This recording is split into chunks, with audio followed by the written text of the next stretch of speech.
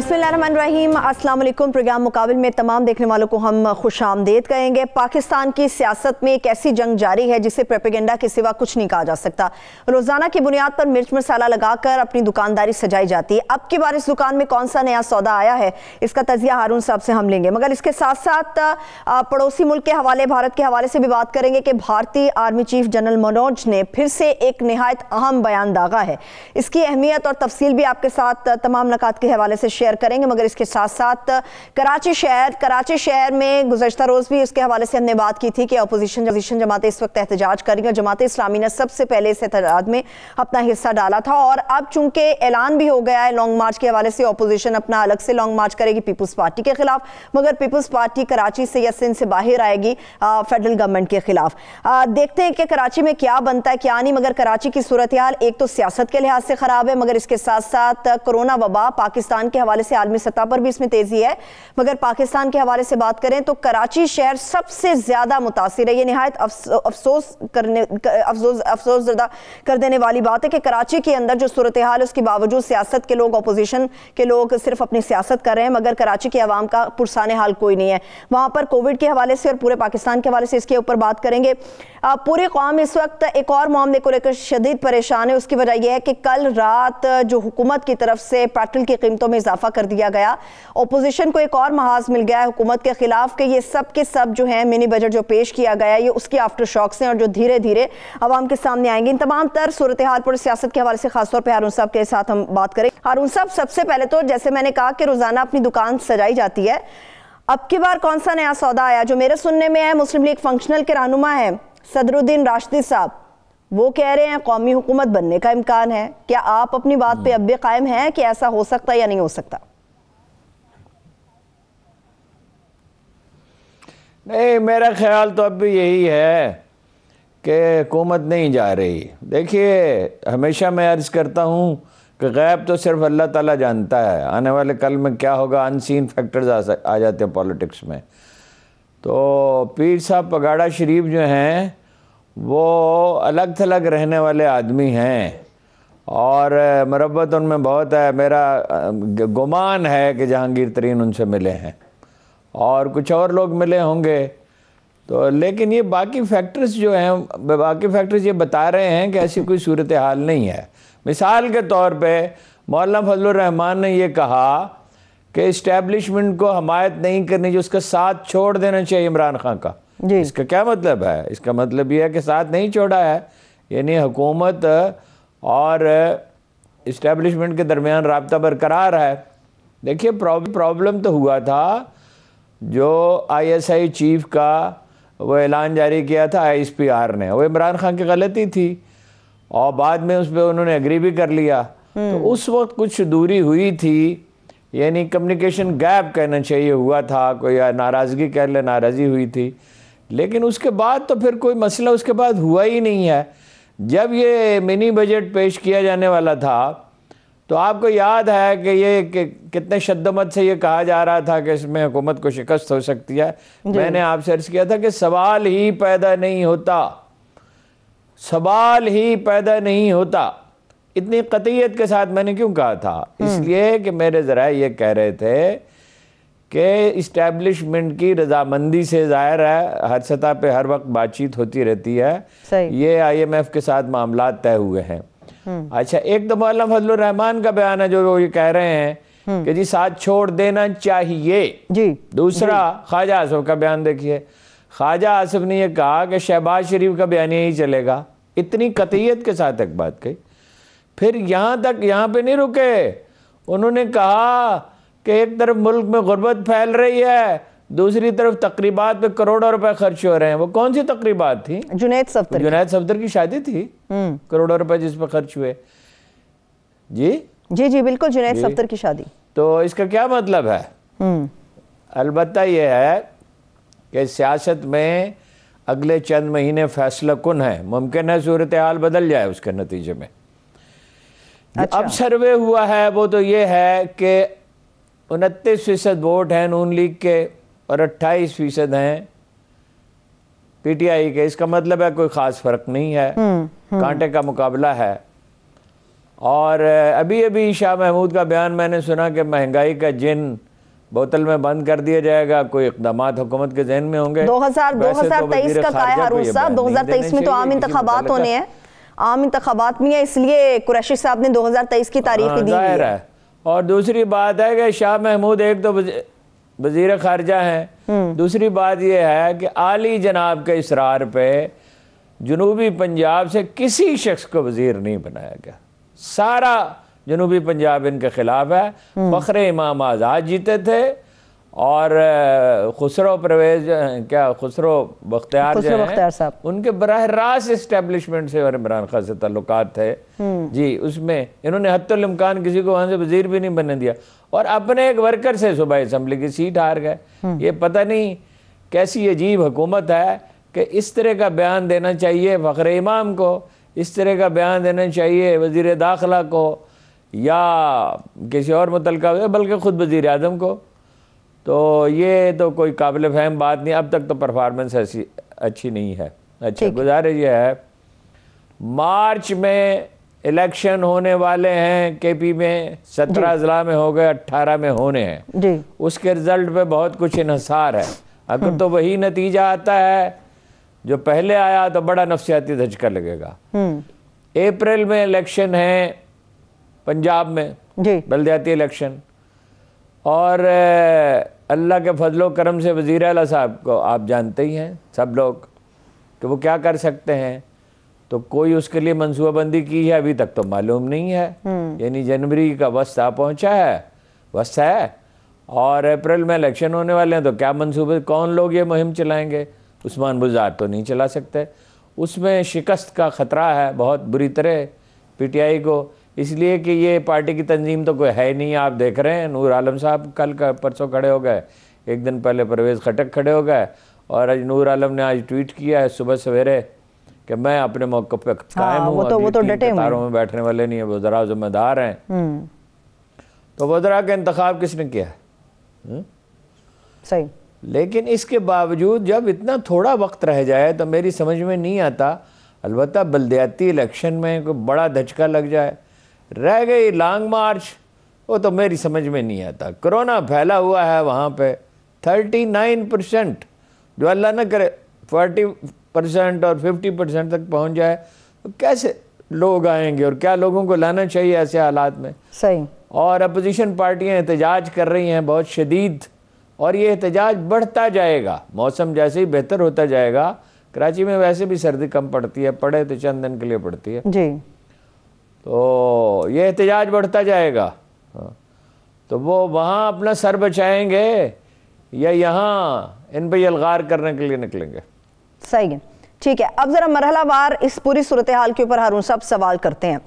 आपने एक अवामी रायामा के हवाले से बात की कि एक सर्वे जिसके हवाले से आपने बताया तकरीबन 1% का फ़र्क है नून लीग और तहरीक इंसाफ के दरमियान, मगर आपको नहीं लगता कि तहरीक इंसाफ के लिए ये सूरत हाल या ये सर्वे अलार्मिंग इसलिए है क्योंकि तहरीक इंसाफ तब्दीली का नारा लेकर आई थी, तहरीक इंसाफ इन सबसे अलग होने का नारा लेकर आई थी, तहरीक इंसाफ करप्शन से पाक का नारा लेकर आई थी, एहतसाब का नारा लेकर आई थी, उसके बावजूद सिर्फ 1% का फ़र्क होना, आपको नहीं लगता तहरीक इंसाफ के लिए ये अलार्मिंग सिचुएशन है? नहीं, अलार्मिंग तो कब से है। यानी पहले भी पंजाब में क्या उसे अक्सरियत मिली थी पीटीआई को? अक्सरियत तो नून लीग की थी। तो जहांगीर तरीन साहब काम आए, आज़ाद उम्मीदवारों को ले आए, वो आज़ाद उम्मीदवारों को शामिल करके हुकूमत बनाई गई ना, और काफ लीग को शामिल करके। अगर आज़ाद अरकान जा मिलते नून लीग से, नून लीग बड़ी पार्टी है पंजाब में, बस ये तो वस्ती पंजाब में उसका ज़्यादा जोर है। अलबत्ता ये बिल्कुल वाज़ेह है, अगर कोई फ़र्क पड़ सकता है, तब्दीली आ सकती है, जो जहांगीर तरीन अगर ये फैसला कर लें, जो उनका ग्रुप फैसला करेगा, तनहा तो नहीं वो करेंगे, सही, अगरचे वो ग्रुप उन्हीं के नाम पे है, अगर वो फैसला कर लें तब्दीली का तो फिर कुछ भी हो सकता है। और मुझे इस बात पर हैरत है, इस सवाल का कोई जवाब नहीं मिलता कि जहांगीर तरीन ने कोई सख्त बयान तक नहीं दिया, कोई कार्रवाई नहीं की, किसी मरहले पर उनके लोगों ने हुकूमत के ख़िलाफ़ वोट नहीं दिया।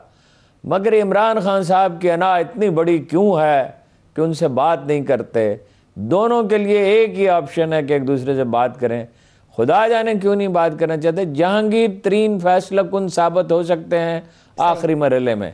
3 दर्जन के करीब अरकान हैं कौमी और सूबाई असम्बली के, और अगर वो अलग हो गए और उन्होंने किसी और से इत्तेहाद कर लिया या आज़ादाना लड़ने का फैसला किया इलेक्शन, तो ये बहुत बड़ा नफसियाती धचका होगा। ठीक है, लेकिन सदरुद्दीन राशिदी साहब जो बयान दे रहे हैं अरुण साहब कौमी हुकूमत के हवाले से, ये भी तो उसी सूरत में मुमकिन है कि अगर एक बड़ा ग्रुप अलग हो जाता है पीटीआई से, जितनी खामोशी से जहांगीर तरीन साहब अब तक मौजूद है, मुमकिन है उतनी खामोशी से वो बहुत सारे लोगों को तहरीक इंसाफ के अंदर से ले भी जाएं।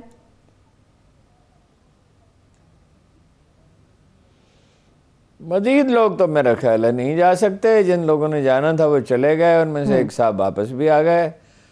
तो बाकी ये है कि जहांगीर तरीन में मुझे तो एक बार उनसे मेरी बात हुई थी। अच्छा। पीर साहब से मेरा उनसे मिलना रहता, मैं अरसे से कराची गया नहीं, मैं जब भी जाऊं तो उनसे मुलाकात होती है। तो वो कोई पुरतपाक ताल्लुकात का तो इजहार नहीं किया था उन्होंने जहांगीर तरीन साहब के बारे में, लेकिन राब्ता बहुत पुराना है। फिर ये है कि उनमें मरब्बत बहुत है, पीर सदरुद्दीन राशिदी साहब में मरब्बत बहुत है। सही। और जहांगीर तरीन साहब को बात करना आती है। ठीक है, वापस आने से भी याद है, ये तो मैं क्यास कर रहा हूं कि वो उनसे मिले होंगे शायद। हाँ जी, ये तो आइंदा नहीं कह सकता, मुमकिन है। देखिए ना, हलीफ नाराज होते रहते हैं। एक इमरान खान साहब का मसला ये है कि वो कभी किसी का हाल तो पूछते नहीं, किसी से रब्ता तो रखते नहीं, सवाल ही पैदा नहीं होता। मतलब वो पीर साहब पगाला शरीफ की वफ़ात पे, इनके वालिद की वफ़ात पे, उनको जो लोग उनके साथ गए थे उन्होंने कहा ज़बरदस्ती उनको ले जाया गया, वो इसके लिए भी तैयार नहीं थे इमरान खान साहब। तो ये भी उनका मसला है, वह अपने हलीफों से रब्ता तो रखते नहीं। कितना अरसा चौधरीयों से उनकी मुलाकात ही नहीं हुई थी, चौधरी शुजात की तीमारदारी के लिए भी नहीं गए थे, आखिरकार मजबूरन गए। 3 साल रजिस्ट करते रहे कि मुनसिलाई को वज़ीर नहीं बनाएंगे, फिर बनाया। वो खुसरो बख्तियार आपके वज़ीर हो सकते हैं, मुनसिलाई नहीं हो सकता, ये कोई काबिल फ़हम बात नहीं है। सही, बिल्कुल ठीक बात है। लेकिन हारून साहब, इस सारी सियासत में नून लीग अभी भी खामोश नहीं है। नून लीग के हवाले से नून लीग तो खुद बात करती है, मगर तहरीक इंसाफ के वजीर भी नून लीग की बात करते हैं। नवाज शरीफ साहब की कोई खबर नहीं है। हारून साहब, क्या ख्याल है, कब तक आएंगे, कोई खबर है आपके पास?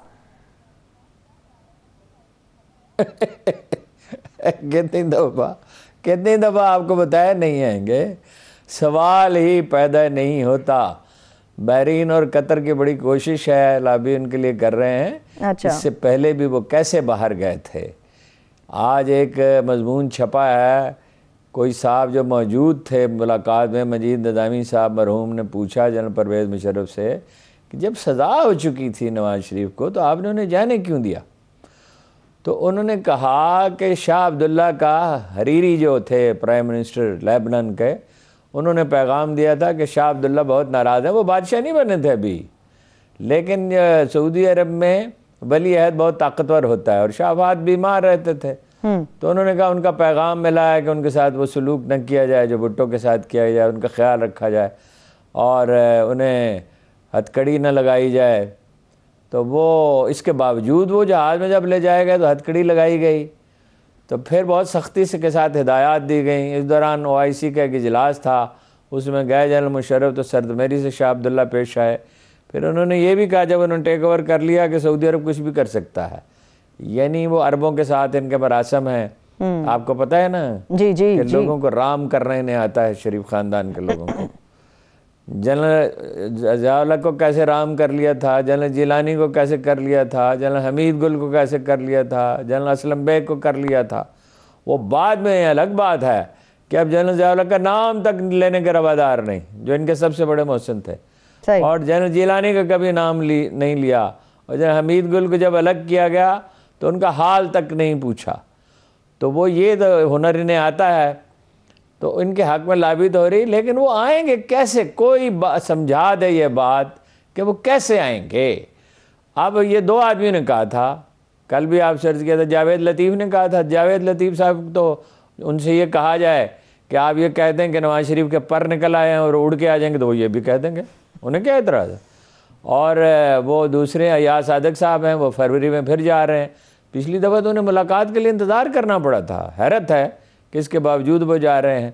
और उन्होंने कहा मेरी मुस्कुराहट से मतलब अखज़ करें। क्या कहने जी, ये तो आज तक मैंने नहीं सुना था, किसी इब्राहिम लिंकन ने भी कभी नहीं कहा होगा ये बात। मिजाज कुछ शायराना हो सकता है, वो जा रहे हैं नामों पे। मैं आपसे बार बार अर्ज करता हूँ, किस वजह से कहा?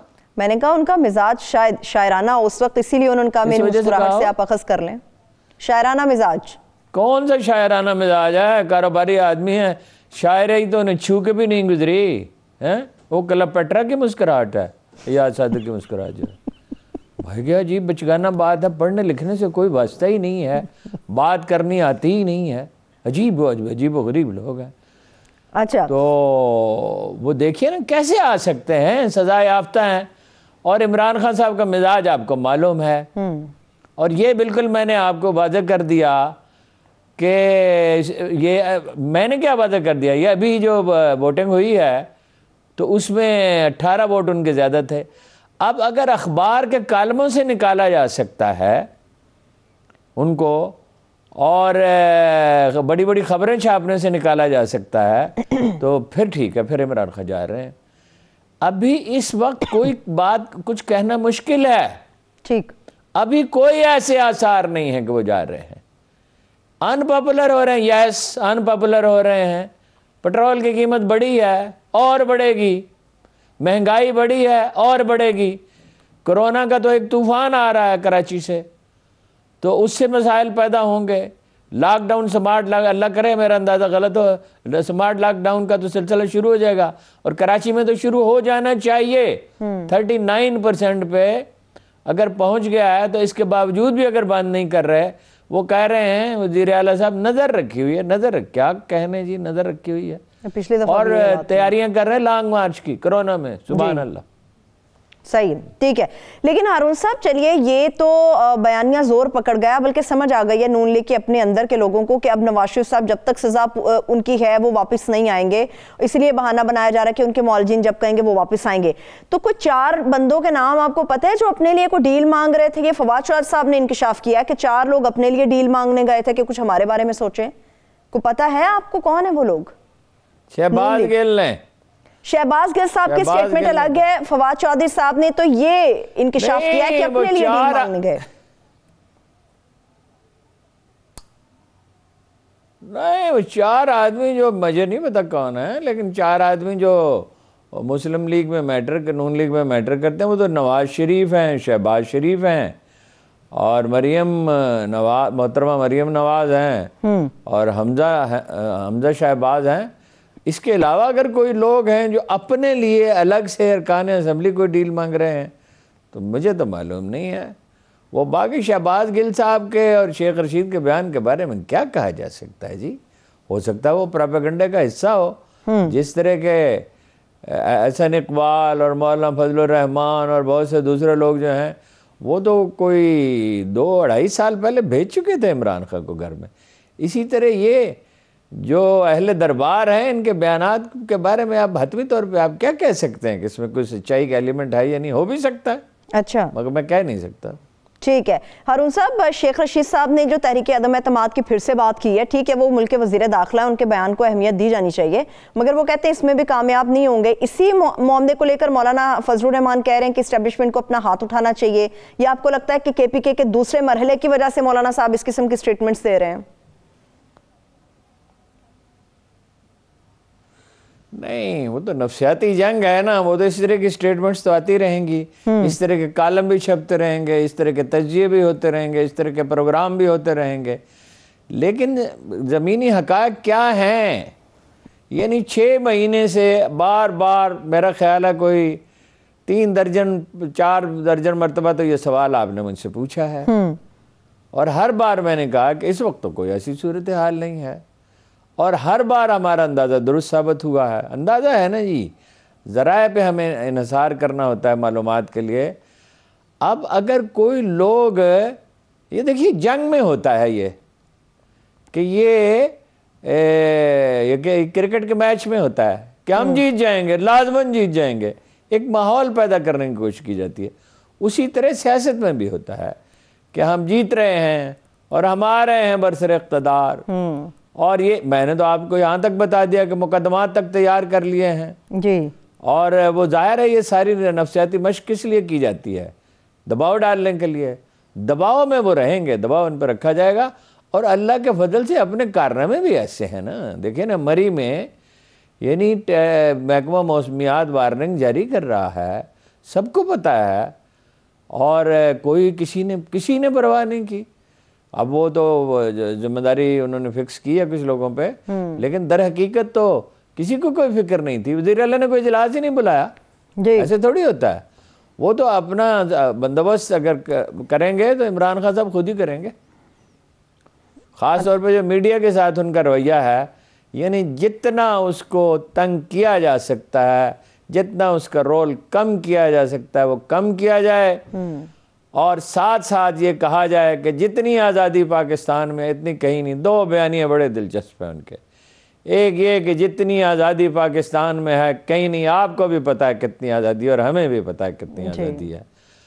और दूसरा ये कि पाकिस्तान दुनिया का सबसे सस्ता मुल्क है। अरे भाई, वो अल्लाह के बंदो, ओ भाई आमदन कितनी है? अमेरिका में एक आम आदमी की आमदन कितनी है? बरतानिया में $400 बिलियन की इकानमी है, जर्मनी की 4,000 बिलियन की, 3800 बिलियन की इकानमी है बरतानिया की। हमारी है 280 बिलियन की, और 22 करोड़ की आबादी है। आबादी बरतानिया की और जर्मनी की हमसे आधी से भी कम है, 1/3 के करीब होगी तकरीबन। तो भाई आमदन भी तो कोई चीज़ है। सबसे सस्ता क्या है? सबसे सस्ता कभी हुआ करता था पाकिस्तान मिड से 72-73 तक दुनिया का सबसे यानी खाने पीने की अशिया सबसे सस्ती थी। अब तो इंटरनेशनल मार्केट होती है चीज़ों की, प्राइस होती है चीज़ों की। ये यूरिया खाद क्यों इतनी स्मगल हो गई? इसलिए कि दुनिया में इसकी कीमत ज़्यादा है, 3-4 हज़ार रुपये है। पाकिस्तान में तो नहीं, मेरे ख्याल में इससे भी बहुत ज़्यादा है। पाकिस्तान में अभी तो सरकारी रेट 1800 है, मगर जो ज़ख़ीरा शुदा मिल रही है वो 2500 के हिसाब से मिल रही है। अरुण साहब 1800 भी नहीं है, 1850। अच्छा, मगर 2500 रुपये पंजाब में मिल रही है और 3000 रुपये सिंध में। सिंध में तो एक हर चीज़ पे एक जरदारी टैक्स भी तो होता है ना। नहीं अरुण साहब, सिंध में चूहे भी तो बहुत ज़्यादा है ना, अक्सर चीज़ें ख़राब कर देते हैं, खा जाते हैं, ये भी मामलात है ना सिंध के अंदर। हाँ, चूहे बहुत ज़्यादा। जी बिल्कुल ऐसा ही है। अच्छा हारून बैक टू द टॉपिक। हारून साहब मुझे चूहे खाद भी खाते हैं। हारून साहब मुझे चूहे गंदम खा सकते हैं, कराची के चूहे बहुत कुछ खा जाते हैं। एनीहाउ हारून साहब एक बड़ा अहम सवाल है। नहीं, गंदम तो चूहे खाते हैं, कराची के चूहे सब कुछ खाते हैं हारून साहब। जी जी जी, कराची के चूहे। अच्छा एनीहाउ हारून साहब सवाल मेरा सुन लीजिए। हारून साहब ऑपोजिशन एक और बयानिया बना रही है जो बड़ा खतरनाक है। वो ये है कि इमरान खान साहब को इस मुल्क के हवाले से जब वो बात करते हैं वो कहते हैं कि एक सिक्योरिटी रिस्क है। जब हम किसी शख्स के लिए सिक्योरिटी रिस्क का लफ्ज इस्तेमाल कर देते हैं तो फिर ये तो हमारी सलामती की बात आ जाती है। नहीं नहीं नहीं, वो इमरान खान साहब की हुकूमत जो है उसके लिए एक ही लफ्ज़ है, नाअहल हुकूमत। कोई चीज़ मैनेज नहीं कर सकती। वो फरियाद करते रहते हैं। वो वाजिद अली शाह का एक वाक़या है जी कि वो सांप आ गया, वो कनीज़ों के साथ खड़े थे तो सांप आ गया, तो औरतों ने चीखना शुरू किया, कोई मर्द है, कोई मर्द है, कोई मर्द है। तो वाजिद अली शाह ने भी चीखना शुरू कर दिया, अबे कोई मर्द है, अरे कोई मर्द है, अरे कोई मर्द है। बात यह है कि वो कहते हैं माफिया बन गए। इमरान खान साहब कहते हैं ज़ख़ीरा अंदोज़ी हो गई जी, कार्टेल्स बन गए जी। भाई आपको हुकूमत किस लिए दी गई थी और हुकूमत होती ही किस लिए है? तो भाई कार्टेल्स हैं और माफियाज हैं और ज़ख़ीरा अंदोज़ हैं तो उनके खिलाफ कार्रवाई करें। ठीक, वो आप कर नहीं सकते। खुद उन्होंने कहा कि मुझसे मेरी शरीक हयात ने कहा कि भाई आप ये जो शिकायत कर रहे हैं कि फ़लाँ ख़राबी है, फ़लाँ ख़राबी, तो आप वज़ीर आज़म हैं। तो कहते फिर मुझे याद आया मैं वज़ीर आज़म, भूल ही जाते हैं कि वो वज़ीर आज़म। चलिए मैं ब्रेक पर जाना नहीं भूलूंगी अरुण साहब। ब्रेक ले लेते हैं। जब हम वापस आएंगे तो भारत के आर्मी चीफ ने जो बड़ा अहम बयान दिया है सियाचिन को लेकर, और इसके साथ साथ कुछ और अहम मामला है जिसके ऊपर उन्होंने इस बार बयान दिया और बात की है। पाकिस्तान की तरफ से भी उसका रिएक्शन किया है। इसकी डिटेल आपके साथ एक ब्रेक से वापस आकर शेयर करेंगे। हमारे साथ रहिए। ब्रेक के बाद एक बार फिर से प्रोग्राम में हम आपको खुशामदीद कहेंगे। भारतीय आर्मी चीफ के हवाले से डिटेल्स तो आपके साथ शेयर करेंगे, मगर ब्रेक पर जाने से पहले जिस तरह से कराची की सियासत के हवाले से हारून साहब ने एक पिक्चर हमारे सामने रखी, तो उसकी मजबूत तमाम बुनियादों को देखने के लिए इस वक्त जमात इस्लामी के कराची से अमीर हाफिज नईमुर रहमान साहब हमारे साथ मौजूद हैं। सर, बेहद शुक्रिया आपके कीमती वक्त के लिए। सर, मुझे ये बताइएगा, बल्दियाती कानून के खिलाफ सिंध की अपोजिशन जमातें तो एहतजाज कर रही हैं और आपकी तरफ से जमात इस्लामी की तरफ से धरना दिया गया। मैं सारे सवालात आपसे पूछूंगी, मगर आपने कहा कि सिंध में अपोजिशन में बैठे हुए लोग भी हमारे सुदागर बन गए हैं। जरा इस जुमले का मुझे मतलब समझाइएगा कि क्या इशारा आप मुकम्मल अपोजिशन की तरफ कर रहे हैं या सिर्फ तहरीक इंसाफ की तरफ इशारा है, MQM की तरफ इशारा है, किस तरफ इशारा आप कर रहे हैं? नहीं, असल में देखें, एक तो जो अपोजिशन सिंध की है ना, वो विफाक में हुकूमत में है। अब कराची के जो बहुत बड़े बड़े मसले हैं ना, जो पीपल्स पार्टी है 14 साल से वो जो कर रही है, तो उसके खिलाफ तो हम तहरीक चला ही रहे हैं, अपना हक मांग रहे हैं। लेकिन जो बहुत बड़े बड़े मसले हैं ना, कोर इशू, उसका ताल्लुक विफाक से है। मसलन अगर हमारी मरदमशुमारी गलत हुई है और हमारे 1 करोड़ लोगों को गिना नहीं गया और मुस्तकिल पते की बुनियाद पर इन्होंने भेज दिया, तो विफाक का सब्जेक्ट है। पिछली हुकूमत में हुई थी, 3 साल तक इन्होंने कुछ नहीं किया, 5% ब्लॉक भी नहीं खोले, उसको नोटिफाई कर दिया गलत मरदमशुमारी को, और नई मरदमशुमारी के लिए जो इन्होंने अप्रूव किया है जो तरीक़ेकार, वो वही है जो जोड़े। तो इसका मतलब है कि दोबारा हमारे साथ खून मारा जाएगा हमारी आबादी पे, हमारी नुमाइंदगी कंप्रोमाइज होगी, हमारे वसाइल कंप्रोमाइज होंगे। नंबर 1। नंबर 2 मसला कोटा सिस्टम में गैर मुय्यना मुद्दत के लिए इजाफा विफाक ने किया है, MQM और PTI कोलिशन में है। तीसरी बात यह है कि के इलेक्ट्रिक विफाक का सब्जेक्ट है, जिसको गैस मिल रही है चूल्हों में और सनतों में गैस नहीं आ रही। तीसरी बात यह है, चौथी बात यह है कि इस वक्त जो बड़े बड़े मंसूबे हैं, इसमें विफाक शामिल हो गया है कि 4 मंसूबे को इन्होंने 1% पानी कराची को चाहिए, 1%, उसको अप्रूव नहीं किया इन्होंने। 650 मिलियन गैलन का मसला हल हो जाता है, अब उन्होंने इसको 260 मिलियन गैलन कर दिया। मास ट्रांजिट के जो KCR है उसका इफ्तिताह कर दिया, लेकिन कुछ नहीं पता आगे का मसला क्या है, रीसेटलमेंट प्लान कुछ नहीं। तो ये तो उनका सब्जेक्ट है। जो सूबाई हुकूमत है वो जो है वो उसमें ज़ाहिर काला कानून ले आए हैं, सारी चीजों पर कब्जा कर रहे हैं। अब ये अपोजिशन है 1.5 महीने बाद हमारे धरने के 15वें दिन जाकर बेदार हुई और एक मिक्स प्लेट भानमती का कुनबा इकट्ठा हुआ, एक प्रोग्राम किया जिसका कोई सरपैर नहीं था, आधे घंटे की धरनी दी और उसके बाद जो है वो चले गए। तो अब आप मुझे बताएं कि इस बुनियाद के ऊपर जो है हम अपोजिशन का रोल होना चाहिए था, जिसको एहतजाज करना चाहिए था, जिसको जो है वो बिल्कुल नाटका बंद कर देना चाहिए सिंध हुकूमत का। 2013 में भी MQM इनके साथ कोalition में थी और ये 80% इख्तियार तो 2013 में हमारे जो है गसब कर लिए गए थे। उस वक्त MQM इनकी इत्तेहादी थी और 1 साल मजीद इत्तेहादी रही थी और इस बुनियाद के ऊपर अलग नहीं हुए थे हुकूमत से। तो इस सारे जराइम में अगर ये शरीक हों तो फिर हम कैसे कह सकते हैं कि जो है ना वो अपोजिशन के साथ मिलकर हम करें। लेकिन नईमुर रहमान साहब, अभी 27 फरवरी की उन्होंने डेट भी तो अनाउंस कर दी ना, आप ये भी तो देखें। ठीक है, आपकी बातें बिल्कुल अपनी जगह बजा हैं, मगर 27 फरवरी की तारीख भी उन्होंने दी है इसके खिलाफ निकलने के लिए, गवर्नमेंट के खिलाफ, जो पीपल्स पार्टी है इसके खिलाफ। देखिए, अब ये जनवरी चल रहा है और कानून का मसला इस वक्त है और मेरा ख्याल है अली जैदी भूल गए, वो शायद 30 फरवरी देते ताकि वो आती गलती से 27 दे गए। ये कौन सा तरीका है, ये कौन सी सीरियसनेस है? क्या आप जो है वो काउंटर प्रोग्राम रखने से स्पेस सेविंग के लिए और खबरें बनाने के लिए, भाई 14 कौमी असम्बली की सीटें दी है कराची में PTI को, 30 MPA बैठे हुए हैं इनके, कराची की चीजों को सीरियस लेते ही नहीं। पूछे आप इनके किसी भी लीडरशिप कानून में क्या है, इनको नहीं पता होता। एक आधा बंदे के अलावा इनको पता ही नहीं होता कराची का मसला है क्या, ये जानते नहीं है। सिर्फ पैसे की बुनियाद पर, गाड़ियों की बुनियाद पर इनको टिकट मिले, तो कराची से इनका क्या लेना देना है? इसलिए मुझे परेशानी होती है। बहरहाल देखें, इस एक पॉइंट पे सब मुत्तफिक जरूर है कि ये कानून वापस होना चाहिए, लेकिन इसके लिए जो स्ट्रगल इनको करनी चाहिए थी वो इन्होंने नहीं। जमात इस्लामी की स्ट्रगल देख ले, आज हमने शारा फैसल इतनी लंबी रैली की है कि आप हैरान रह जाएं। 1-2 दिन के नोटिस पे हमने कहा कि धरना हमारा जारी है। हजारों लोग इस वक्त बैठे हुए धरने, इस वक्त बैठे हुए और पूरा दिन उन्होंने एक्सरसाइज किए। तो अब ये हम आगे केयर अप कर रहे हैं, हम इन लोगों का इंतजार नहीं कर सकते।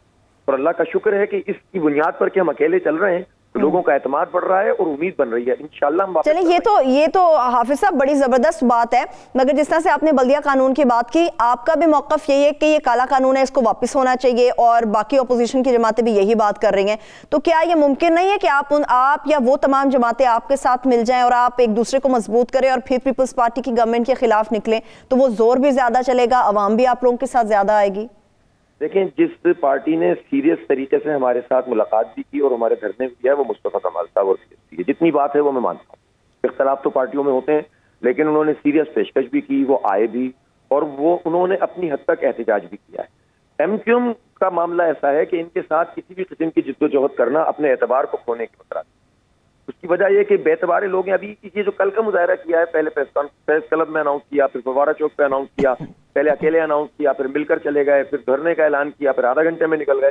भाई ये टेलीफोनों के ऊपर चलने वाले लोग हैं, इनके साथ चलकर तो जो है कंफ्यूज हो जाएंगे लोग। इन्होंने 25 साल 30 साल कराची का बेड़ा गर्क किया है और तालीम हमारी तबाह की। अगर यही कुछ कर रहे होते जिनके इशारे पर शहर खुलता था, बंद होता था, अगर ये काले कानून के खिलाफ जो 2013 का था साथ ना देते पीपल्स पार्टी का, तो हमारा हाल ये थोड़ी होता। तो इसलिए उनके साथ तो चलना बहुत मुश्किल काम है। और वो तो उनको खुद नहीं पता उन्हें कहाँ चलना, उनके अपने आपस में नहीं पता। एक आदमी एक बात कह रहा होता है, एक दूसरी बात कह रहा होता है। ठीक है, तो हम पब्लिक को क्यों कंफ्यूज करें? ठीक है। नईमुर रहमान साहब, मेरे साथ हारून रशीद साहब भी मौजूद है। सर, आप कोई सवाल करना चाहेंगे हाफिज साहब से? मुझे तो बहुत ताज्जुब हो रहा है कि आप बेक वक्त सारे महाज आप खोलना चाहते हैं। यानी अगर कुछ भी तायद हासिल हो सकती है, चाहे वो ज़ुबानी तायद हो पीटीआई की और एमक्यूएम की या मुस्तफ़ा कमाल की, तो वो तायद के आपको उसको वेलकम करना चाहिए। मुझे तो हैरत है आप उसकी मजम्मत कर रहे हैं। उसकी वजह वो कुछ भी ना करें, लेकिन उन्होंने आपकी तायद तो की है। नहीं, वो ठीक है। देखें, इस हद तक तो मैं भी कह रहा हूँ ना, ये दफ्तर आए, उन्होंने कहा कि इसके ऊपर हमारा इत्तेफाक। लेकिन प्रैक्टिकली जब ये बात होती है ना कि इनके साथ चलें, तो साथ चलने में तो फिर 1.5 महीने बाद ही शुरू होता है हम। एक बात तो ये, और दूसरी बात ये है कि एतबार का मसला है, और तीसरी बात ये है कि बहुत सारे इश्यूज में ये खुद भी जिम्मेदार हैं।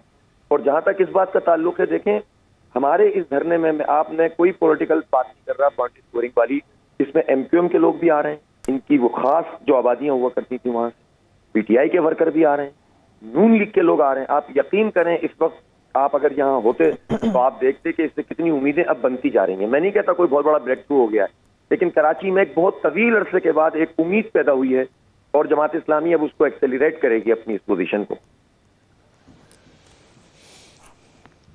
नईमुर रहमान साहब, हम वही हैं। आदमी वहाँ होता है जहाँ उसका दिल होता है। हम वही हैं और बहुत गौर से उसको देख रहे हैं। और इसमें कतन कोई शुबा नहीं है कि कराची के साथ सौतेली औलाद जैसा सलूक किया जा रहा है। और कराची सबसे ज़्यादा टैक्स पे करता है, कराची सबसे ज़्यादा एक्सपोर्ट करता है, कराची सबसे ज़्यादा जॉब्स फराहम करता है, और कराची का पाकिस्तानी मईशत में सबसे ज़्यादा कंट्रीब्यूशन है। और उसी के साथ सबसे ज़्यादा बदसलूकी की जाती है। पानी उसका बेच दिया जाता है, पानी साफ़ नहीं किया जाता, कूड़ा नहीं उठाया जाता। एक एक मसले से हम वाकिफ़ हैं, बाखबर हैं, और हर अखबार नवीस इस एहतजाज में शरीक है। रहा बल्दियाती अदारों के इख्तियारात का मसला, तो दुनिया का कोई सबसे ज़्यादा कम फहम और कम अकल आदमी ही ये कह सकता है कि बल्दियाती अदारों के बगैर भी कोई जमहूरियत होती है। बल्दियाती अदारों में की वजह से ही तो तरक्की हुई थी नेमतुल्लाह खां साहब के दौर में, और फिर कुछ मुस्तफ़ा कमाल साहब के दौर में भी काफ़ी काम हुआ। तो हम वही हैं। हम, आप ये मत समझें कि हम कराची में। ये हमारे लिए कम्प्लीमेंट है। मैं आप सच्ची बात है, आज मैंने अपने एड्रेस में जो मैंने वहाँ पुल पे से किया शारा फैसल पे, यही बात कही कि दानिश्वरों को, सोचने समझने वाले लोगों को कराची की पुष्ट पर आना चाहिए। और इस मास मोबिलाइजेशन जो हो रही है, जिससे उम्मीद बन रही है पूरा पंजाब, केपी, बलूचिस्तान अगर साथ आ जाए तो कराची की तरक्की पूरे मुल्क की तरक्की है। कराची इस हाल में भी जब पाकिस्तान की मईशत में इतना कंट्रीब्यूट कर रहा है, तो अगर ये खुशहाल हो जाए और इसके मसले हल हो जाएं तो हम कहाँ पहुँच जाएंगे। तो मैं आपसे यही चाहूँगा भी कि इंशाल्लाह आप हमेशा इसी तरह से जो है वो साथ रहें। और बस ये ज़रूर है कि आपने जितना भी तजर्बा किया है, देखा है तमाम चीज़ों को, बाज़ औक़ात मुझे इस पर वो होती है कि जो सबसे ज़्यादा जिम्मेदार होते हैं, जब लोग उनसे ये कहते हैं ना कि यार इनके साथ मिलकर कुछ करें, अरे भाई इनके साथ मिल जाएंगे तो मतलब कुछ भी नहीं बचेगा, कंफ्यूज हो जाएंगे लोग, फिर तो नई उम्मीद नहीं पैदा हो सकेगी। मुझे बुरा अच्छा यानी अच्छा नहीं लगता इस तरह से कहना। इसमें सच्ची बात है कि सारे महाज एक साथ खोलना, लेकिन हकीकत ये है कि कराची शहर में जो सबसे बड़ी तबाही हुई है वो तो एमक्यूएम के हाथों में हुई है। और पीपल्स पार्टी ने मौजें की हैं एमक्यूएम की वजह से। इनकी फ्रेंडली अपोजिशन या फिर हुकूमत में शामिल रही है। जब दोनों काम ये मिलकर करते रहे, इसी से तो हम बर्बाद हुए हैं। तो अब अगर हम उसी जगह पे तार के लोंडे से दवा लेने लगेंगे तो कहीं के भी नहीं रहेंगे। अब तो हम निकल गए हैं मैदान में। मुझे यकीन है इंशाल्लाह कराची अपनी असल की तरफ लौटेगा, इंशाल्लाह ताला। बहुत शुक्रिया sir, thank you so much. Hafiz Naeemur Rahman Sahab Karachi से। बहुत आपका ये तो ऐसा मौजू है, किसी दिन ज्यादा तफसील के साथ आपसे बात होनी चाहिए इंशाअल्लाह ताला। ठीक है, बिल्कुल। हारून साहब, आप मजीद इसके ऊपर बात करेंगे या फिर मैं भारतीय आर्मी चीफ के बयान की तरफ बढ़ूं? अब ये बड़ी दिलचस्प सूरत हाल है। देखिए, आज एक मुमताज़ कॉलमिस्ट ने लिखा भी है, जमात इस्लामी नई अंगड़ाई ले रही है। एक तरफ बलूचिस्तान में धरना उन्होंने दिया है और उसके असरात वाज़े होते जा रहे हैं। कुछ कामयाबियां तो उन्होंने हासिल कर ही ली हैं जी, और कुछ कामयाबी उम्मीद है कि मज़ीद भी वो हासिल कर लेंगे। तो एक जो पख्तूनख्वा के बल्दियाती इलेक्शन की तफसील नहीं छपी है, वहाँ भी काफ़ी सीटें जीती हैं, कराची में भी जीती हैं। जमात इस्लामी में कुछ ज़िंदगी के आसार हैं। अल्टीमेटली क्या होगा ये तो खैर वक्त ही बताएगा। सही है, ठीक है। हमारा अगला मौजू क्या है? भारतीय आर्मी चीफ ने जो हारून साहब बयान दिया सियाचिन के हवाले से कि भारतीय फौज की हम वापसी कर सकते हैं, मगर वो वापसी बड़ी मशरूत उन्होंने रखी है। उसकी डिटेल जरा शेयर कीजिए हमारे साथ और उसका पस मंजर भी।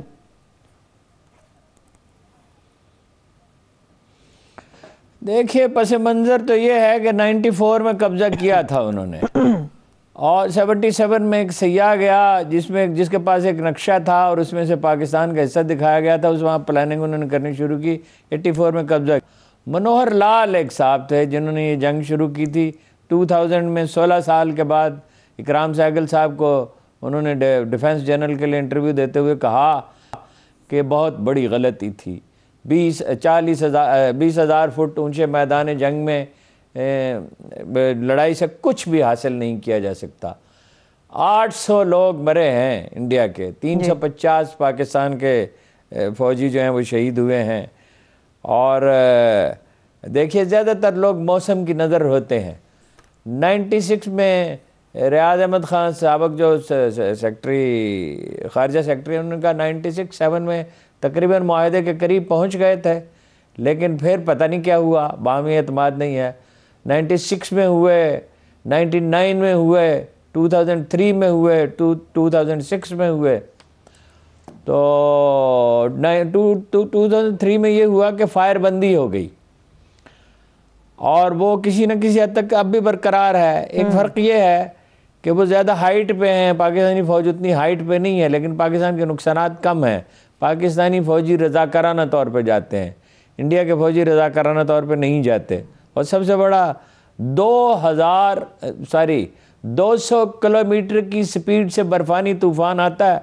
200 किलोमीटर की स्पीड से अगर मैदान में हवा चले तो कोई चीज़ बाकी नहीं बचती है। और अगर बर्फ़ानी तूफ़ान हो, मरी में तो उसके मुकाबले में बहुत छोटा तूफ़ान था, आपने देखा क्या हुआ जी। तो एक बेकार जंग है, बेमकसद जंग है, जिससे कुछ हासिल न इंडिया को है न पाकिस्तान को है। और खुदा इन्हें तौफीक दे कि वो इस पर कोई समझौता कर सकें। इंडिया की जो यानी ज़िद है जो अब होते होते यहाँ तक पहुँच गई है कि आलमी बरादरी कह रही है, दुनिया की इंसानी हुकूक की तंजीमें कह रही हैं, सबसे ज़्यादा काबिल एतबार तंजीमें कह रही हैं कि 20 करोड़ मुसलमानों की जान ख़तरे में है। ईसाइयों की भी है, बुद्धों की भी है, सिखों की भी है। तो कोई हो सकती है पेशरफ्त, उसकी वजूहत हैं। देखिए, एक तो जनरल बिपिन रावत की हलाकत है जी, जो फ़िज़ाइया नदिया का हादसा है, मगर बीजेपी के लीडर कह रहे हैं कत्ल है। वो बड़े करीबी साथी थे इनके। दूसरा वाक़या नफसियाती दबाव है बहुत मोदी पे। दूसरा वाक़या ये है कि पंजाब के दौरे पे गए जहाँ कांग्रेस की हुकूमत है जी, और आपको पता है कि 20 मिनट खड़े रहे, किसान एहतजाज कर रहे हैं। वो तो वहाँ तो मुस्तकिल एहतजाज का माहौल है। वो ने कि भारतीय किसान, वो अपना मशरकी पंजाब के किसान ही नहीं, दूसरे किसान भी उन्हें अपना दुश्मन समझते हैं और उन्होंने उसको खालिस्तान का रंग देने की कोशिश की कि खालिस्तान की तहरीक है। और कितना तवील अरसा उन्होंने वहाँ अपना मुहासरा किए रखा, धरना देते रहे और कितनी जानें गईं और कितनी तकलीफ़ें उन्होंने उठाईं। तो ये बदतरीन मॉडल अगर दुनिया में कहीं है अजनास की ज़री पैदावार की कीमत के तयन के, तो इंडिया में है। कम अज़ कम कीमत एक मुकर्रर की जाती है। अब तो खैर वो बिल्कुल ही उसे यानी मल्टीनेशनल्स के रहमो करम पे छोड़ने का इरादा रखते थे जी। तो वहाँ वो खड़े रहे और आगे नहीं जा सके। तो फिर उन्होंने एयरपोर्ट पर पहुंचकर बयान दिया कि सीएम साहब से कहना, यानी कांग्रेस के जो वज़ीर आला हैं उनसे कहना कि मैं अपनी जान बचाकर पहुंच गया हूँ, जिंदा सलामत पहुंच गया हूँ बठिंडा के एयरपोर्ट पे। तो नफ्सियाती दबाव के शिकार हैं, ये भी एक वजह है।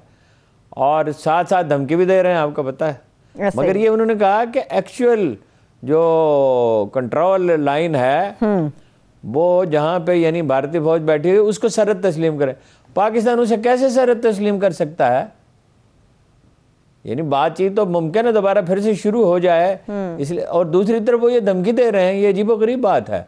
अंग्रेजी मुहावरे में कहते हैं कि बेक वक्त गर्म और ठंडी और गर्म फूंके मारना, कि जी वो लॉन्चिंग पैड से अपना कैंप से अपना मुजाहिदीन को दाखिल करने वाले हैं और अगर ऐसा हुआ तो बड़े संगीन नताइज भुगतने होंगे। उधर शेख रशीद साहब ने भी कहा है कि जारियत का ख़तरा है। अब मैं नहीं कह सकता, मुमकिन है कि वो लोकल कंजम्पशन के लिए वहाँ माजरत के साथ हारून साहब आपको मैं टोक रही हूँ, मगर शेख साहब ने तो मार्च तक की बात की है।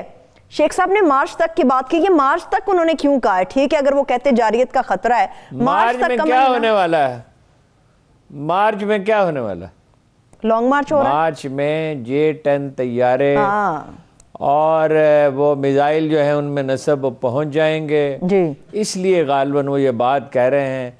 मेरी समझ में नहीं आता कि इंडिया हमला कर सकता है, इसलिए कि हमला यहाँ लोग चूड़ियाँ पहन के बैठे हुए हैं। ये वार हार्ड एंड आर्मी है और वो क्या यानी एडवेंचर करेंगे तो पाकिस्तान नहीं कर सकता, पाकिस्तान उसका जवाब नहीं दे सकता।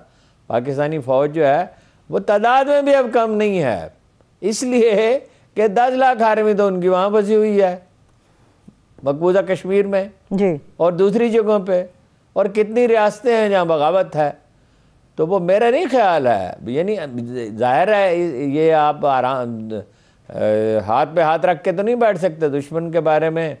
ये खुशगुमानी तो कभी नहीं हो सकती कि वो आपको नुकसान पहुंचाने की कोशिश नहीं करेगा, लेकिन दुनिया में थू थू कर रही है। जो सूरत हाल पैदा हो रही है वहाँ अक़लियतों के हवाले से, ख़ासतौर पर मुसलमानों के हवाले से कत्लेआम के खुलेआम धमकियाँ दे रहे हैं, तो मेरा नहीं ख्याल है कि कोई एडवेंचर कर सके। बात तैयारी बहरहाल पूरी होनी चाहिए। ठीक है, देखिए जनरल बाजवा ने जो अपने 6 साल दौर में किया है वो यही 5 साल हो गए उनको, उन्होंने मिलिट्री बिल्डअप तो किया है, यानी चीन से तैयारे हासिल किए हैं, मिसाइल हासिल किए हैं, फ्रिगेट हासिल किए हैं, तुर्की से हासिल किए हैं। पाकिस्तानी फ़ौज अब बेहतर हालत में है मुकाबला करने के लिए। ठीक है हारून साहब, हमेशा भारत की तरफ से सियाचिन को लेकर बड़े बयानबाजी की जाती है। क्या कभी माजी में इस मामले को हल करने की दोनों तरफ से कोई कोशिश हुई? कभी बैठे हों और हल करने के बारे में सोचा हो कि इस मामले को हल करते हैं? नहीं, आपसे अर्ज किया ना, रियाद अहमद खान ने लिखा है कि 96 और 97 में मुआहदे के करीब पहुंच गए थे, सरहदों का तय्युन तक हो गया था। फिर इसके बाद क्या हुआ कुछ मालूम नहीं है। जनरल मुशर्रफ के दौर में तो कश्मीर पे बहुत पेशरफ्त हो गई थी। मुझे याद है कि एक और साहब थे, उन्हें और मुझे बुलाया खुर्शीद साहब ने, वज़ीर खुर्शीद कसूरी साहब ने, और ये कहा कि ये मुआहदा है, उसकी सारी तफसील बताई, ये मुआहदा है, ये होने वाला है। मैंने उनसे सिर्फ एक सवाल किया कि आप ये फरमाइए कि ये लोग आप इसको बेचेंगे कैसे, भारतीय और पाकिस्तानी अवाम इसको कबूल कैसे करेंगे? उन्होंने कहा यही बस एक सवाल है। जब आप एक जज्बाती माहौल पैदा कर देते हैं तो कोई मुआहदा नहीं हो सकता। पहले माहौल को ठंडा करना होता है। यानी एक तरफ तो इंडियन आर्मी चीफ ये कह रहा है कि पाकिस्तान मुजाहिदीन को लॉन्च करने, ओ अल्लाह का बंदो, वो दोहरी तार वहाँ लगी हुई है। मौसम आप देखिए वहाँ कितना ख़राब है, और वो पूरी खारदार तार के साथ इंडियन आर्मी गश्त कर रही है। कहाँ से दाखिल हो सकते हैं जी? और ये पॉलिसी नहीं है पाकिस्तान की। वो वज़ारत ख़ारिजा ने कहा ये दास्तानें हैं, ये कहानियाँ हैं, अफसाने हैं ये। तो एक तरफ तो ये है, और वो इंडिया को जब तक कोई बड़ा धचका नहीं लगेगा जिसके आसार पैदा हो रहे हैं, उस वक्त तक वो अपना कोई माकूलियत इख्तियार नहीं करेगा। ठीक है, चलिए एक ब्रेक की तरफ बढ़ते हैं। एक ब्रेक ले लेते हैं। जब ब्रेक से वापस आएंगे तो एक तो कोरोना वबा के हवाले से कुछ डिटेल्स मजीद आपके साथ शेयर करेंगे, मगर इसके साथ साथ यूरिया खाद के बहरान के ऊपर भी बात होगी, और सानेहा मरी के हवाले से जो एक तहकीकाती कमेटी बनाई गई थी वो अपनी रिपोर्ट कल बरोज़ पीर को वज़ीर आला पंजाब उस्मान बुज़दार को पेश करेगी। उसमें क्या नकात हैं अहम जिसके ऊपर बात हो सकती है, इसके ब्रेक के बाद वापस आके इस पर बात करेंगे। हमारे साथ रहिए। ब्रेक के बाद एक बार फिर से प्रोग्राम में हम आपको खुशामदीद कहेंगे। हारून साहब, ब्रेक पर जाने से पहले आपने यूरिया खाद से मुतालिक कुछ बात तो की थी, मगर एहसन इकबाल साहब ने तो सीधा सीधा इल्ज़ाम लगा दिया है पीटीआई की हुकूमत पे। वो कहते हैं कि हुकूमत ने अपनी ही सरपरस्ती में यूरिया खाद स्मगल कराई है। वो हुकूमत पे इल्ज़ाम लगा रहे हैं। एहसन इकबाल साहब को इतना सीरियसली न लिया करें। हारून साहब, उनको मुश्किल ये है, सियासी लीडर इतने गैर जिम्मेदाराना बयान देते हैं, और जो प्रोफेसर साहब जो वाइस चांसलर भी हो जाएं फिर भी इतने ही गैर जिम्मेदार रहेंगे। वो बात यह है कि स्मगलिंग हुई है और जखीरा अंदोजी हुई है, दोनों चीज़ों की हुकूमत जिम्मेदार है। स्मगलिंग की इसलिए जिम्मेदार है कि वो रोक नहीं सकी, जखीरा अंदोजी की इसलिए जिम्मेदार है कि वो जो जखीरा ये कोई इंटेलिजेंस नेटवर्क कितने कमज़ोर है, आईबी की परफॉर्मेंस पहले से बेहतर है और आईएसआई से भी मदद ले सकते हैं। वो क्या इनकार कर देंगे? आपका ख्याल है? वो तो करना चाहिए, जिम्मेदार हुकूमत है, मगर ये कि खुद कर रही, यानी इमरान खान साहब रात को ट्रक चला के चमन ले जाते हैं या उधर ले जाते हैं तुरखम, या उनके वज़रा ले जाते हैं, क्या बचेगा ना? बात है, जिम्मेदार है हुकूमत, जाहिर है कि हुकूमत का काम है। मगर ज़ख़ीरा अंदोजी की है बारसूख लोगों ने, उन पर ना पुलिस हाथ डालती है। ये ओलिग्रेसी है। आप समझते हैं ओलिग्रेसी क्या है? ये उमरा की हुकूमत है, ये जमहूरियत नहीं है और कभी भी जमहूरियत नहीं थी। अगर जमहूरियत होती तो बल्दियाती अदारे न होते, पुलिस कानून के दायरे में आज़ाद न होती काम करने के लिए, हुकूमतों के इशारे अबरू पे काम करती, अदालतें 120वें नंबर पे होती और आधे लोग टैक्स न देते, आधे 50% लोग टैक्स नहीं देते, जो देते हैं वो भी बीच में से चोरी करते हैं।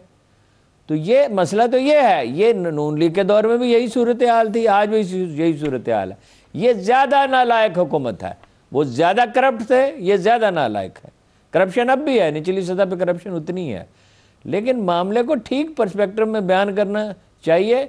इन लोगों को सच बोलने की अल्लाह ने तौफीक ही नहीं दी सियासतदानों। कोई एक आदमी सच नहीं बोलता, आधी बात करते हैं और इसी से कन्फ्यूजन पैदा होता है। और अल्लाह के बंदो, साफ बात कहो कि स्मगलिंग हुई है, हुकूमत उसकी जिम्मेदार है, और ज़ख़ीरा अंदोजी हुई है, हुकूमत उसकी जिम्मेदार है।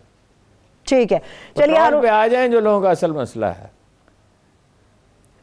जी सर, क्या बात कर रहे हैं आप हारून साहब? माज़रत में आपको सुन नहीं पाई। सब खाद भी मसला है। हाँ, मैंने कहा कि वो पेट्रोल की बात करें। हाँ, पेट्रोल की बिल्कुल हारून साहब, ये सारी चीजें मसला है, लेकिन बिल्कुल पेट्रोल भी तो मसला है, महंगाई असल में मसला है। अवाम बेरोजगारी से तंग है हारून साहब, ऊपर से महंगाई का ये जिन है। और कुरैशी साहब कहते हैं 2023 में आम इंतखाबात से पहले इसको बोतल में बंद कर देंगे। वो बड़े कारनामे अंजाम दिए हैं ना अपना कुरैशी साहब ने। इससे पहले भी कई दफ़ा अजीम शान मुहिम्मात सर किए जो अब कर लेंगे। उनका काम ही नहीं है, वज़ीर ख़ारजा का ये काम है ये बयान देना। गुज़ारे ये है कि ये सादा सा मसला नहीं है। जो डीज़ल और पेट्रोल की कीमतें बढ़ी है, पेट्रोल की 3 रुपये 1 पैसे, ये 1 पैसे की समझ नहीं आई, 1 पैसे से क्या हासिल करना है, और 3 रुपये उसकी डीज़ल की, हाई स्पीड डीज़ल की। देखिए इसके 3-4 फैक्टर्स हैं। एक तो ये है कि इंटरनेशनल मार्केट में प्राइसेस बढ़ी हैं, वो $70 से $87, ये मसलसल कई हफ्ते हो गए हैं कि कीमत बढ़ रही है, $87। चीनियों ने कोशिश की कि अपना जो उनका वो है ज़ख़ीरा है स्ट्रेटेजिक, बहुत बड़ा ज़ख़ीरा ज़ाहिर है, चीन सबसे ज़्यादा फ्यूल इस्तेमाल करने वाला मुल्क है, तो उसमें से कुछ उन्होंने रिलीज़ किया ताकि कुछ सूरत हाल बेहतर हो, लेकिन नहीं हो सकी। कोरोना के बाद एक फैक्टर ये है कि कोरोना के बाद मईशत जो है वो ज़्यादा सरगर्म हो गई। दुनिया ने कोरोना के साथ जीना सीख लिया है। कोरोना के होते हुए जो उस अरसे में जो मईशत में सुस्त रवी रही, अब उतना ही तहर्रुक पैदा हो गया है, उतनी पैदावार नहीं बढ़ रही है। एक तो लीबिया में है मसला कि वहाँ को मरम्मत का काम हो रहा है, वैसे भी खाना जंगी किसी कैफियत है, पूरा कंट्रोल तो नहीं है, उतनी तेज़ी से मरम्मत नहीं हो सकती, तो वहाँ से पैदावार कम हुई है। वैसे भी ओपेक ममालिक की अब मालूम नहीं ये पॉलिसी है या मजबूरी है कि तेज़ी से पैदावार में इजाफा नहीं वो कर सके। ठीक है। और फिर ये काज़किस्तान वाला वाक़या हुआ है।